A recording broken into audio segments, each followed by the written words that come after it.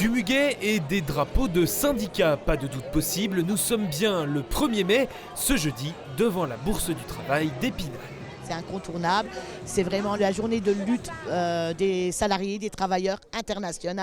Et dans le contexte actuel, que ce soit nationalement ou internationalement, il était important pour nous de marquer ce 1er mai. C'est vraiment le jour le plus chômé de nos jours fériés et on tient à ce que ça le reste. C'est une journée qui a plus d'un siècle d'histoire. On parle trop souvent d'acquis sociaux, ce sont des conquis qu'on a acquis en installant un rapport de force. Des syndicats réunis en intersyndicale incomplète, pas de représentants de l'UNEF devant notre caméra, ni d'encartés à la CFDT qui avait annoncé dans un communiqué ne pas se joindre au cortège.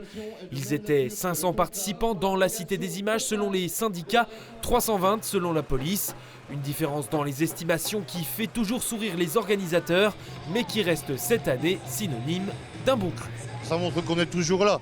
Après, un impact puissant, c'est sûr que c'est moins que dans les années, que le siècle dernier ou dans les années 60 sûrement. Mais c'est quand même important que le monde ouvrier montre qu'il est quand même présent toujours sur un 1er mai, quoi. Moi, ce qui m'a motivé, c'est ce qui se passe aujourd'hui en France, notamment pour le combat pour les retraites.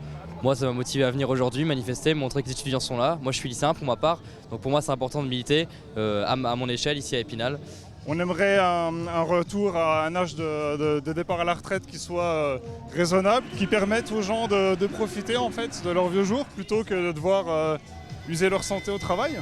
Autres sujets évoqués, la situation géopolitique, mais aussi cette annonce du gouvernement, l'éventualité de l'assouplissement de la loi sur ce jour historiquement chômé. Évidemment archi contre, c'est le seul jour chômé, férié. Alors je vais vous surprendre, moi j'ai rien contre, mais que ce soit les patrons qui taffent, pas les salariés.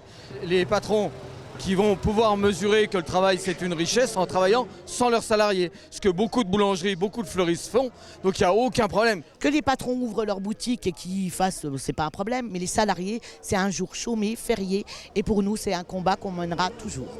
La proposition de loi a été déposée vendredi dernier, sa date d'examen par le Parlement n'est pas encore fixée. Selon le Code du travail, le 1er mai est obligatoirement chômé, sauf par les établissements et services qui, en raison de la nature de leur activité, ne peuvent interrompre le travail.